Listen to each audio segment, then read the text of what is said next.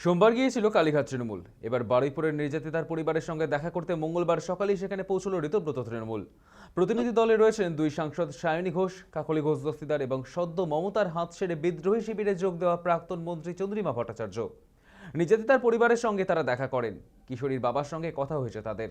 সেখান থেকে বেরিয়ে সাংবাদিকদের মুখোমুখি হয়ে বারাসাতের সাংসদ কাকলি ঘোষ দস্তিদার বলেন, মুখ্যমন্ত্রীর নির্দেশে আমরা এখানে এসেছি।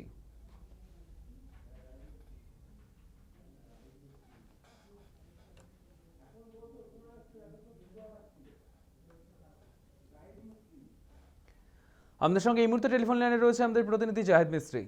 জাহেদ, এবার কালীঘাট তৃণমূলের পর এবার বারুইপুর কাণ্ডে নির্যাতিতার বাড়িতে গেলেন ঋতব্রতপন্থী তৃণমূল, কি জানতে পারছো, কি আপডেট উঠে আসছে? একেবারে একেবারে দেখো, আমরা দেখেছি গতকাল কিন্তু কালীঘাটের টিম অর্থাৎ মমতা ব্যানার্জির যে টিম, সেখানে বিধায়ক বিমান ব্যানার্জি সহ কিন্তু একাধিক নেতৃত্ব এসেছিলেন তৃণমূল কংগ্রেসের, এবং সেই টিমে যারা আসেননি আজকে ঋতব্রত টিম অর্থাৎ সেখানে সায়নী ঘোষ, ঋতব্রত চট্টোপাধ্যায় এবং চন্দ্রিমা ভট্টাচার্য, কাকলি ঘোষ দস্তিদার, শিউলি সাহা, তারা এসেছেন। এবং তারা যখন ঢুকতে যান তাদেরকে বাধা দেওয়া হয়। তাদের এলাকাবাসীদের একটাই আক্ষেপ, একটাই ক্ষোভ যে এতদিন কোথায় ছিলেন, তিন দিন হয়ে গেল, তারপরেও কিন্তু আপনাদের দেখা পাওয়া যায়নি।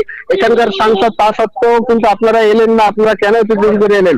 সেই জন্য বেশ খানিকক্ষণ তাদেরকে আটকে রাখে, তাদেরকে ঢুকতে দেওয়া হয় না। তারপরে আবার কথাবার্তা বলার পরে কিন্তু তাদেরকে ভেতরে যেতে দেওয়া হয় এবং পরিবারের সাথে তারা কথা বলেন, এবং কথা বলে যখন বেরিয়ে আসেন তখন একেবারে সায়নী ঘোষকে দেখে সেখানকার এলাকাবাসীরা, উত্তেজিত জনতা, তারা কিন্তু বেঈমান চোর চোর স্লোগান, বেঈমান চোর চোর স্লোগান দিতে থাকে। বারে বারে উত্তেজিত জনতা কিন্তু সায়নীকে দেখে এই স্লোগান দিতে থাকে, এবং তারপরে তারা কিন্তু এই স্লোগান শুনতে শুনতে তাদের গাড়ি নিয়ে অতি দ্রুত এলাকা ছেড়ে বেরিয়ে যায়।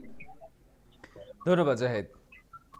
সোমবার কালীঘাট তৃণমূল আর মঙ্গলবার ঋতব্রতপন্থী তৃণমূল বারুইপুরের নির্যাতিতার পরিবারের সঙ্গে দেখা করতে গেলেন মঙ্গলবার সকালে ঋতব্রত তৃণমূল প্রতিনিধি দলে রয়েছেন দুই সাংসদ সায়নী ঘোষ, কাকলি ঘোষ দস্তিদার এবং সদ্য মমতার হাত ছেড়ে বিদ্রোহী শিবিরে যোগ দেওয়া প্রাক্তন মন্ত্রী চন্দ্রিমা ভট্টাচার্য।